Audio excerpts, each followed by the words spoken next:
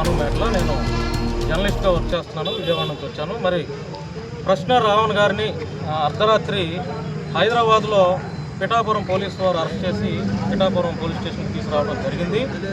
మరి రావణ్ గారిని అరెస్ట్ను అయితే మేము తీవ్రంగా ఖండిస్తున్నాము. ఎందుకంటే ఈ రాష్ట్రాల్లో మత గొడవలతో ఎంతోమంది ఉన్మాదులు చిచ్చులు పెట్టేసేసి అన్నదమ్ముల్లాగా కలుసున్నటువంటి మన మధ్య ఐక్యతను దెబ్బతీసి మత గొడవల పేరుతో ఉన్మాదుల్లాగా బిహేవ్ చేస్తున్నారు. ఈరోజు రావణ్ గారి గురించి మాట్లాడాలంటే కైకలూరులో దానగూడెంలో మాలలపైన దాడులు జరిగితే అక్కడికి వెళ్ళి గ్రౌండ్ రిపోర్ట్లోకి వెళ్ళి ఆయన పనిచేసి బాధితుల యొక్క గోడుని ప్రభుత్వానికి వినిపించాడు. అంతేకాకుండా బండ్లమూడి, ప్రకాశం జిల్లా బండ్లమూడిలో మాదిగలపైన దాడి చేస్తే అక్కడికి వెళ్ళి ఒంగోలు హాస్పిటల్లో రిమ్స్లోకి వెళ్ళి బాధితుల్ని పలకరించి వారి యొక్క గోడును కూడా ప్రభుత్వం దృష్టికి వినిపించారు. పిఠాపురం మల్లాం గ్రామంలో కులవివక్ష జరిగింది. ఎట్లపాడుల్లో స్కూల్ పిల్లలపైన కులవివక్ష జరిగితే వీటన్నిటిపైన మాట్లాడాడు. హోంమంత్రి గారి ఇలాకా పాయకరావుపేటలో బల్క్ డ్రగ్ పార్కుతో అక్కడ మత్స్యకారులు ఇబ్బంది పడుతూ ఉంటే అక్కడికి వెళ్ళి కూడా వర్షం తుఫాను ఆ రోజు అక్కడికి వెళ్ళి కూడా మేమంతా వెళ్ళి బాధితుల తరఫున నిలబడి ప్రభుత్వం దృష్టికి చేరేలా చేశాం. ఈరోజు రావణ్ గారు మాట్లాడినటువంటిది భాష మీకు తప్పు అనిపిస్తే పవన్ కళ్యాణ్ గారి పైన కూడా కేసులు పెట్టాలి. ఎందుకంటే పవన్ కళ్యాణ్ గారు మాట్లాడినటువంటి మాటలు కూడా మనందరం విన్నాం. మరి ఈరోజు రావణ్ గారు చేసిన తప్పేంటి? ఈరోజు ఆయన దళితుడు కాకపోయినా దళితుల అనేక సమస్యలు ఆయన ఛానల్లో వినిపించాడు. మీ అందరికీ తెలుసు. ఈరోజు దళిత వేదికలపైన ఆయన వచ్చి మాట్లాడుతున్నాడంటే దళితుల యొక్క మనసుల్లో ఆయన స్థానం ఎట్లాంటిదో అర్థం చేసుకోవచ్చు. ఈరోజు ప్రశ్న ఛానల్ అనేది ఆంధ్ర తెలంగాణలో అనేక సమస్యలపైన తన గొంతుని విప్పింది. ఎక్కడైనా అమ్ముడిపోయాడండి? ఎక్కడైనా డబ్బులు తీసి అమ్ముడిపోయాడా? ఎక్కడైనా అగౌరవంగా మాట్లాడా? పవన్ కళ్యాణ్ ఈరోజు ఆయన విమర్శలు చేశారని చెప్పి ఈరోజు కేసులు పెడితే ఈరోజు రాధా మనోహర్ దాస్ అనే వ్యక్తి మత గొడవలు పెట్టేసేసి అన్నదమ్ముల్లాగా ఉన్నటువంటి ఈ భారతదేశ పౌరులందరిపైన ఎంత దాడులు చేస్తున్నారండి, ఏ రకమైనటువంటి మానసిక వేదనకు గురి చేస్తున్నాడు.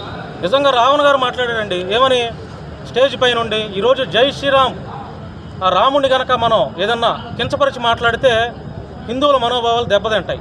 వాస్తవమే కదా, మాట్లాడకూడదు. ఎవరు కూడా రాముడిని కించపరిచేలా మాట్లాడకూడదు. మరి ఈరోజు జీసస్ క్రైస్ట్ని ఈ రకంగా మాట్లాడుతుంటే క్రైస్తవులు లక్షల మంది కోట్ల మంది ఉన్నటువంటి క్రైస్తవుల మనోభావాలు దెబ్బతినవా? ఈరోజు క్రైస్తవులు వెళ్ళి రాధా మనోహర్ దాస్ లాంటి వ్యక్తి పైన కేసులు పెడితే కేసులు తీసుకుంటున్నారండి. ఈరోజు రఘురామకృష్ణరాజు ఒక డిప్యూటీ స్పీకర్ హోదాలో ఉండి ఈరోజు ఉండి నియోజకవర్గ ఎమ్మెల్యేగా ఉండి అక్కడ దళిత కులాలని ఇల్లులు కూల్చేస్తున్నాడు, చర్చిలు కూల్చేస్తున్నాడు, అక్కడ లా అండ్ ఆర్డర్కి ఇబ్బంది పడేలా చేస్తున్నాడు. 57 మంది పైన అక్రమ కేసులు పెట్టి జైలుకి పంపించారు. ఇవన్నీ కనపడట్లేదా? రఘురామకృష్ణరాజు ఎంత దళితుల యొక్క మనోభావాలు దెబ్బతినేల మీద ఏ రకమైనటువంటి మాటలు మాట్లాడి ఇవన్నీ ప్రభుత్వానికి కనపడట్లేదా? ఒక రావణ్ గారు మాట్లాడిందే కనపడిందా? ఈరోజు రావణ్ గారి కుటుంబ సభ్యులకు చెప్పకుండా ఆయన అర్ధరాత్రి అరెస్ట్ చేసుకొని వచ్చారు. మరి రావణ్ కంటే దారుణంగా మాట్లాడినటువంటి వ్యక్తులు చాలామంది పొలిటికల్లో ఉన్నాడు. కిరాక్ ఆర్పి ఎవడండి ఎట్లాంటి మాటలు మాట్లాడుతున్నాడు? సీమరాజు ఎవడండి ఎలాంటి మాటలు మాట్లాడుతున్నాడు అండి? ఇవి కనపడట్లేదా? ప్రభుత్వాలు ఎప్పుడు ఒకేలాగా ఉండవు. ప్రభుత్వాలు ఈరోజు ఉన్న ప్రభుత్వం ఈరోజు రేపు ఉంటుందో లేదో తెలియదు. ఈ ప్రభుత్వం నిజంగా ప్రజల కోసం పనిచేయాలంటే ఈ రాష్ట్రంలో నిరుద్యోగుల సమస్యల గురించి మాట్లాడండి, రైతులకి రైతు భరోసాలు వస్తున్నాయో మాట్లాడండి, వాహనదారులు ఆటో తోలుకునే వాళ్ళ గురించి మాట్లాడండి, ఆడపిల్లలపైన అత్యాచారాలు జరుగుతున్నాయి, మర్డర్లు జరుగుతున్నాయి, మానభంగాలు జరుగుతున్నాయి, చిన్నపిల్లలపైన అత్యాచారాలు జరుగుతున్నాయి, వాటి గురించి మాట్లాడండి, గంజాయి డ్రగ్స్ వీటి గురించి మాట్లాడండి. ఇట్లా ప్రశ్నించే గొంతులకి సంఖ్యలు వేయటం ఎంతవరకు కరెక్ట్ అండి? ఈరోజు ప్రశ్నించిన ఇతన్ని అరెస్ట్ చేశారు, ఇంకా చాలామందిని అరెస్ట్ చేస్తారు. ఏమవుతుంది? ఏమైనా ఉరిశిక్ష పడేటువంటి నేరం ఏమైనా చేశాడు రావణ్ గారు? మరలా ఈరోజు అరెస్ట్ చేస్తారు, రేపొద్దున బెయిల్ మీద వస్తాడు. అతనేం భయపడే వ్యక్తి కాదు. మరి ఇక్కడ సానుభూతి తెలియజేయడానికి వచ్చినటువంటి పిఠాపురంలో ఉన్నటువంటి చాలామంది దళిత లీడర్లు లేదంటే వైసీపీ లీడర్లు అవ్వచ్చు, అందరికీ రావణ్ గారి తరఫున నమస్కారాలు తెలియజేస్తున్నాను. ఇలాగే ప్రశ్నించే గొంతులకి మీరంతా అండగా ఉండాలని నేను మనస్ఫూర్తిగా తెలియజేస్తున్నాను. ఎందుకంటే నేను కూడా ఒక జర్నలిస్ట్ అండి. నేను కూడా ఎన్నో ఇప్పుడు రావణ్ గారు మాట్లాడినటువంటి ప్రతి ఇష్యూ పైన నా వాయిస్ ఉంది. అక్కడ ఇందాక చెప్పినట్టు కైకలూరు అవ్వచ్చు, పాయకరావుపేట అవ్వచ్చు, బండ్లమూడి అవ్వచ్చు, పిఠాపురం అన్ని చోట్ల దళిత ఇష్యూస్ ఎక్కడైతే ఉన్నాయో ప్రతి ఛానల్లో మేము ఆ దళిత సమస్యల గురించి మాట్లాడుతూ ఉన్నాం. మరి ఏదేమైనా కూడా రావణ్ గారి కుటుంబానికి మా మద్దతు తెలియజేస్తున్నాం. మీడియా కూడా చాలా మాకు సహకారాన్ని అందిస్తున్నారు. ఇక్కడికి వచ్చి మరి పోలీస్ స్టేషన్లో ఎస్ఐ గారిని ఒకసారి చూపించండి రావణ్ గారిని అని అడిగితే సిఐ గారు రావాలండి అని చెప్పి చెప్తున్నారు. మరి వారి కుటుంబానికి అయితే ఇందాక తెలియజేశారు ఇంటిమేషను.